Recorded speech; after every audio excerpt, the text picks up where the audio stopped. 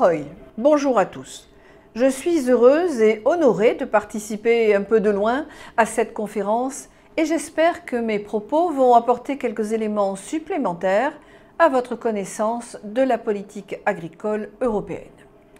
Avant de vous parler du nouveau concept de la stratégie de la ferme à la table, qui est en cours de discussion actuellement au Parlement, il convient quand même de rappeler que l'Union européenne est la première puissance agricole mondiale. En 2016, la production agricole européenne représente près de 405 milliards d'euros de chiffre d'affaires. L'État membre y contribuant le plus étant la France à hauteur de 17%, suivi de l'Italie, de l'Allemagne, de l'Espagne, des Pays-Bas et de la Pologne. À titre d'exemple, les céréales européennes représentent près de 11% de la production mondiale, la France en étant de loin le plus important producteur, suivi de l'Allemagne et de la Pologne. La France est également le premier producteur de bovins en Europe, tandis que l'Allemagne et l'Espagne assurent l'essentiel de la filière porcine. Concernant les exportations, l'Union européenne est le premier exportateur mondial de produits agricoles, à hauteur de 140 milliards d'euros en 2018, générant ainsi un excédent commercial de 22 milliards en raison de très nombreux traités de libre-échange. Il s'agit surtout des boissons, vins et alcools pour 25 milliards, suivis par le lait, les produits laitiers, les préparations à base de céréales, respectivement à hauteur de 11 et 10 milliards d'euros. Le nombre d'exploitations européennes était de 10 millions en 2013. Malheureusement, elle ne fait que diminuer. La surface agricole atteignait alors 174 millions d'hectares, soit 40% du territoire européen. Il est clair que ces chiffres colossaux sont à mettre au crédit de nos agriculteurs, qui chaque jour participent à garantir la souveraineté alimentaire de notre continent et donc de nos États membres. Cela est d'autant plus admirable qu'ils le font dans des conditions qui se dégradent de plus en plus. En effet, la concurrence mondiale, les traités de libre-échange, la désertification des campagnes, le manque de main-d'œuvre, les difficultés de renouvellement des générations et leur vieillissement, le millefeuille normatif et administratif, l'agribashing, très à la mode, et les injonctions environnementales ajoutent toujours un peu plus de complexité et de dureté à ce métier. S'ajoute à ce tableau une demande légitime de la part de nos populations d'un retour à une plus grande mesure, à une prise de conscience que nous vivons dans un monde fini où la notion de limite démontre au quotidien qu'elle est plus que jamais pertinente. Face à l'artificialisation des sols et au déclin de la biodiversité, nous devons bien évidemment réduire notre dépendance aux pesticides et totalement reconsidérer la manière dont nous traitons les animaux, car cela dit beaucoup du respect que nous avons pour nous-mêmes et notre culture. Enfin, il faut que nos agriculteurs, que nos paysans puissent retrouver le goût et la quiétude de leur travail, grâce en particulier à une juste rémunération. Aujourd'hui en France, mais dans d'autres pays européens aussi, c'est un agriculteur par jour qui se suicide. Cela n'est évidemment pas acceptable. Cela dit, notre responsabilité, c'est donc de proposer des solutions concrètes et viables. C'est le sens des propositions que nous faisons au Rassemblement national, en France, mais aussi par notre groupe Identité Démocratie au Parlement, avec notre stratégie dite du localisme, qui est la version française de la relocalisation. Nous nous félicitons qu'elle soit aujourd'hui déclinable dans sa version européenne par cette fameuse stratégie de la ferme à la fourchette. Cette stratégie, dite aussi Farm to Fork, a été présentée en mai 2020 par la commissaire européenne à la santé et la sécurité alimentaire, en lieu et place du commissaire à l'agriculture et développement rural. Ce parrainage n'est pas anodin, puisqu'il dévoile la volonté de la Commission d'y apporter une dimension climatique et sanitaire importante. Et c'est effectivement la première fois que la Commission propose un cadre concret pour une politique alimentaire européenne, englobant toutes les étapes de la production à la consommation. Les ambitions clairement affichées, et même chiffrées pour certaines, sont de réduire l'empreinte environnementale, d'inclure les préoccupations de santé et d'améliorer la robustesse et la résilience de nos systèmes alimentaires. Alors donc, quelles sont ces grandes ambitions? Cette stratégie entend intégrer l'ensemble du système alimentaire, et cela se voit dans une très large part du document de 20 pages édité par la Commission, à l'adresse des députés de la Commission Agriculture et Environnement, puisque nous travaillons ensemble. Elle donne les grandes lignes directrices de cette ambition européenne en se concentrant sur les conditions de la production agricole. La Commission affirme ainsi sa volonté de réduire les pesticides chimiques et les risques associés de 50% d'ici 2030. Il existe d'ailleurs un indicateur qui a prouvé que le risque découlant de l'utilisation des pesticides a baissé de 20% au cours des 5 dernières années.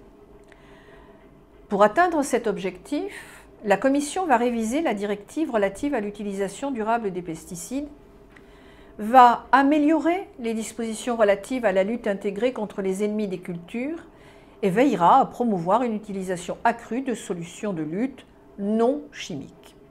Pour les engrais, la Commission souhaite réduire les pertes de nutriments, en particulier l'azote et le phosphore, d'au moins 50%, tout en s'assurant de ne pas détériorer la fertilité des sols.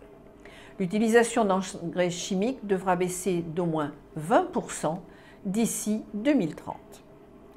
La même Commission compte sur les États membres pour établir avec eux un plan d'action sur la gestion intégrée des nutriments et pour étendre l'application des techniques de fertilisation de précision associées à un meilleur recyclage des déchets organiques en engrais renouvelables.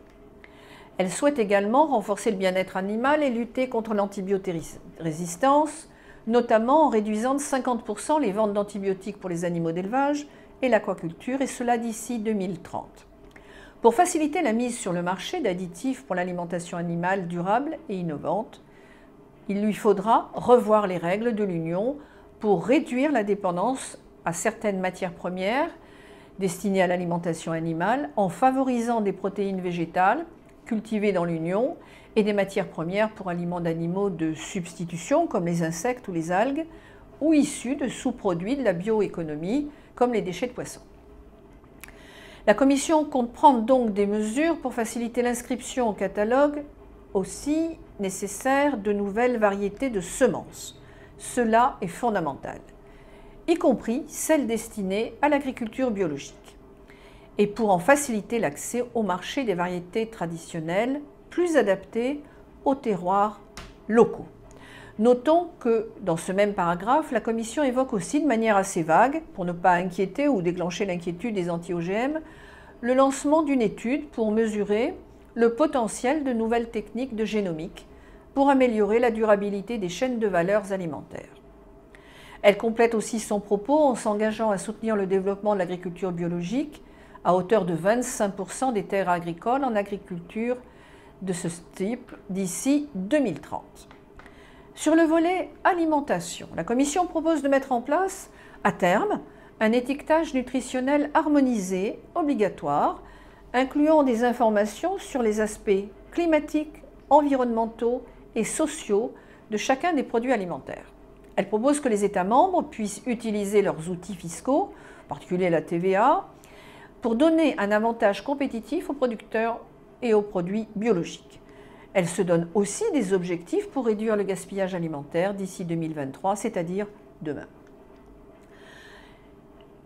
Il est clair que cette stratégie devra nécessairement s'articuler, vous le comprenez, avec la nouvelle PAC qui a été votée au mois d'octobre.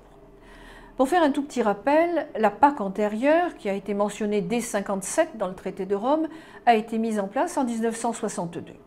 Elle reflète, à l'époque, la nécessité d'augmenter la production alimentaire dans une Europe dévastée par des années de guerre. Au terme de longues négociations, cette PAC instaure 3 instruments fondamentaux. Les taxes à l'importation, les prix garantis et les restitutions aux exportations pour permettre d'écouler la production agricole, quelle que soit sa quantité. Elle sera donc vendue sur le marché intérieur, rachetée par la communauté ou exportée dans les pays tiers. Rapidement, cette PAC remplit ses objectifs.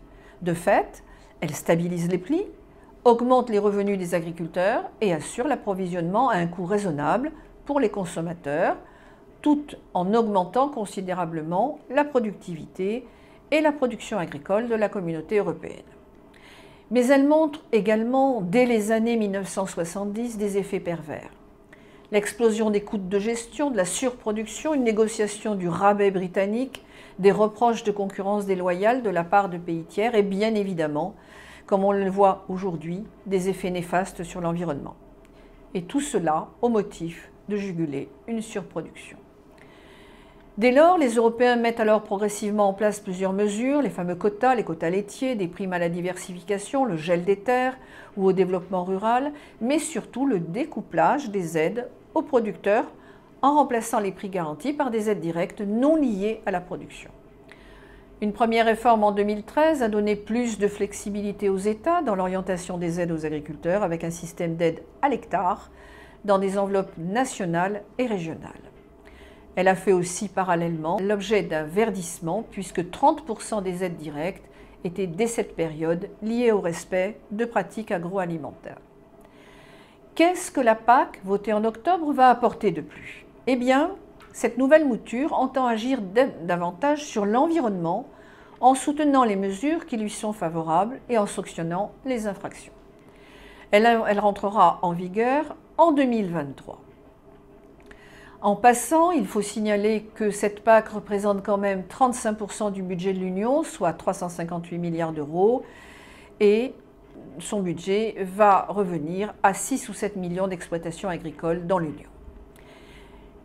Certaines de ces nouvelles mesures sont pour nous favorables à l'environnement et comme telles acceptables. Il s'agit du renforcement des causes de conditionnalité que chaque agriculteur devrait respecter pour obtenir un soutien.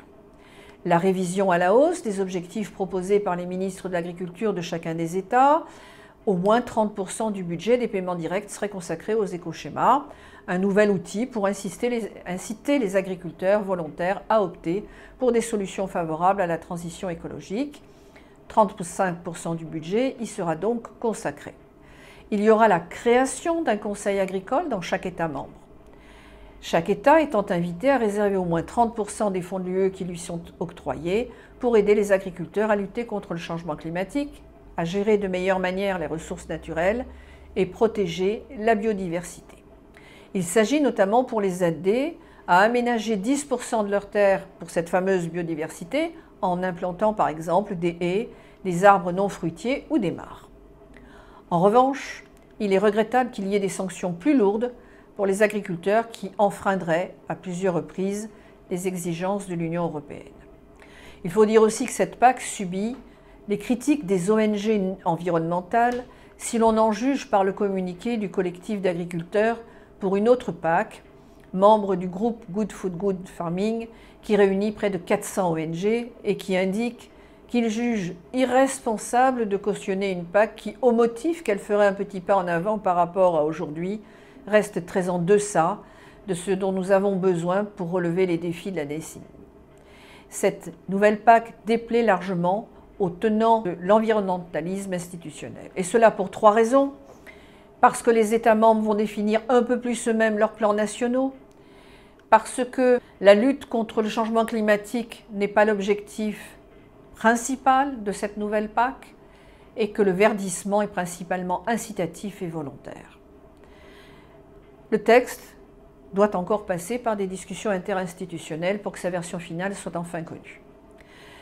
En ce qui nous concerne, nous suggérons donc d'orienter ces nouvelles mesures au niveau national dans le sens de plus de souveraineté.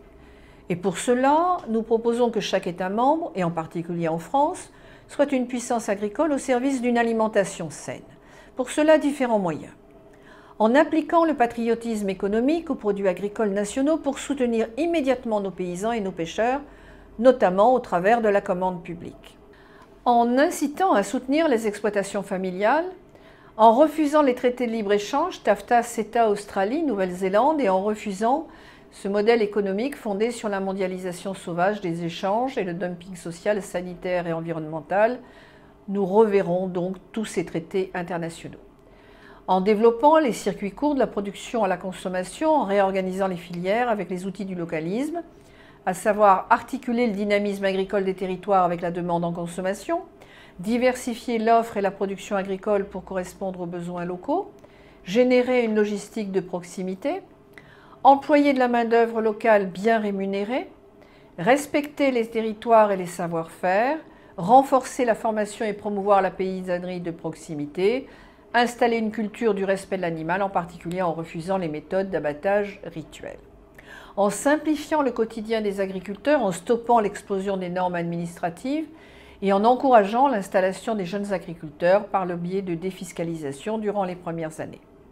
En défendant la qualité, afin de lutter contre la concurrence déloyale, il faudra interdire l'importation des produits agricoles et alimentaires qui ne respectent pas les normes de production françaises ou nationales en matière de sécurité sanitaire, de bien-être animal, d'environnement. Il faudra imposer la traçabilité totale à l'origine géographique et du lieu de transformation sur l'étiquette afin de garantir la transparence et l'information complète des consommateurs. En favorisant aussi les exportations agricoles, notamment en soutenant les labels de qualité. La paysannerie est pourtant le creuset de l'histoire européenne. Les peuples de nos nations ont su dompter la nature, ils ont su comprendre les particularismes géographiques pour transformer ce formidable réservoir de vie qu'est la Terre en outil de notre puissance et de notre souveraineté. Je vous remercie.